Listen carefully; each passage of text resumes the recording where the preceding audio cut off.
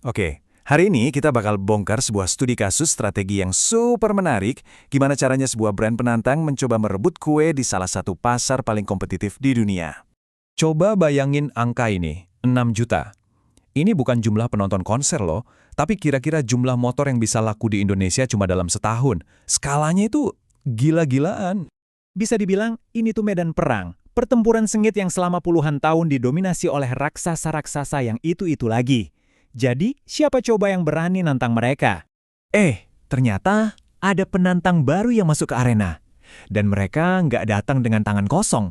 Mereka bawa sebuah playbook, sebuah rencana strategis yang udah diperhitungkan matang-matang. Yuk, kita bedah rencana mereka. Oke, kita mulai dari dasarnya dulu ya. Kita harus paham panggungnya.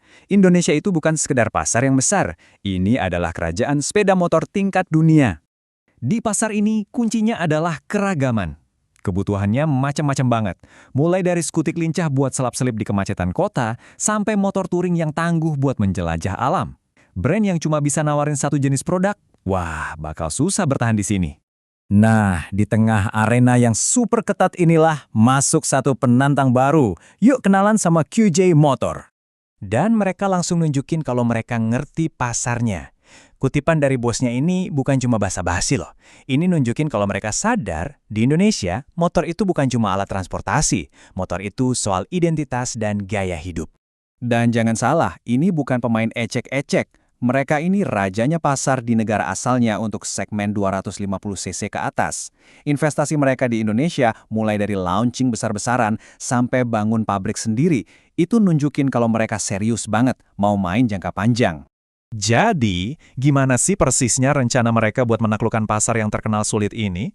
Mari kita bongkar bareng-bareng playbook strategis mereka. Nah, ini dia bagian paling jenius dari strategi mereka. Pasar 150cc itu udah kayak kolam hiu, isinya Honda dan Yamaha semua. Berdarah-darah. Daripada ikut-ikutan berantem di situ, QJ Motor pintar.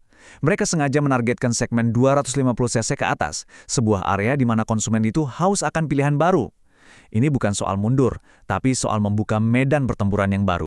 Dan inilah senjata mereka buat mengisi kekosongan itu. Lihat deh ragam produknya, macem-macem banget. Ada cruiser, skutik petualangan, bahkan motor touring.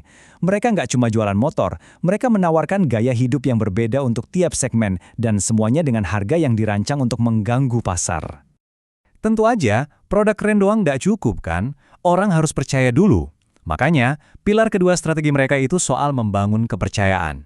Mereka investasi di jaringan dealer 3S, artinya penjualan, servis, dan spare part ada semua di satu tempat.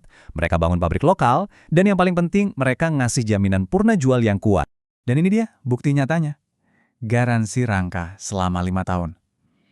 Ini adalah sebuah pernyataan yang kuat banget di pasar yang sangat menghargai keandalan dan keawetan. Pesannya jelas, kami percaya dengan produk kami, dan Anda juga bisa. Sampai sini, kita udah lihat apa yang QJ Motor lakukan. Sekarang, mari kita gali lebih dalam. Kenapa strategi ini kemungkinan besar bakal berhasil? Jawabannya ada di data. Pertama, kita lihat siapa target pasarnya. Data menunjukkan 80% pembeli motor di Indonesia itu pria. Nah, ini kan pas banget sama penawaran produk QJ Motor yang emang fokusnya ke performa dan gaya yang cenderung maskulin. Selanjutnya, umur. Mayoritas pembeli sekitar 60% itu ada di rentang usia 19-30 tahun. Ini adalah demografi yang asyik. Mereka cenderung terbuka sama merek baru, nyari sesuatu yang beda, dan pastinya sangat aktif di dunia digital. Target yang ideal banget buat strategi marketing penantang. Dan ini dia aha momennya. Sebuah riset akademis di Indonesia berhasil membongkar apa sih yang sebenarnya paling mendorong keputusan orang beli motor. Setelah menganalisis banyak faktor, seperti yang kita lihat di diagram ini, ternyata ada dua hal yang paling nentuin, harga yang kompetitif dan promosi yang efektif. Sekarang, ayo kita sambungin titik-titiknya. Strategi QJ Motor ini ternyata bukan tebak-tebakan, ini adalah cerminan langsung dari temuan riset tadi. Mereka menekan dua tombol yang paling penting, harganya dibuat kompetitif dan promosinya dibuat jor-joran lewat pameran dan jaringan dealer.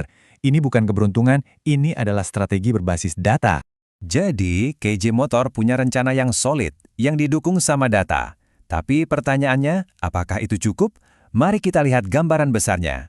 Di satu sisi, ada para raksasa yang mengandalkan dominasi mereka di pasar massal dan loyalitas merek yang udah dibangun puluhan tahun. Di sisi lain, ada si penantang yang milih untuk nggak berantem di medan yang sama.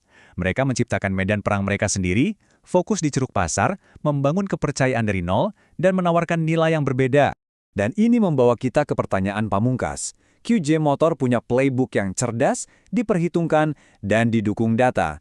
Tapi di sebuah kerajaan yang telah lama diperintah oleh para raksasa, apakah sebuah rencana yang brilian saja cukup untuk merebut tahta? Ya, hanya waktu yang bisa menjawabnya.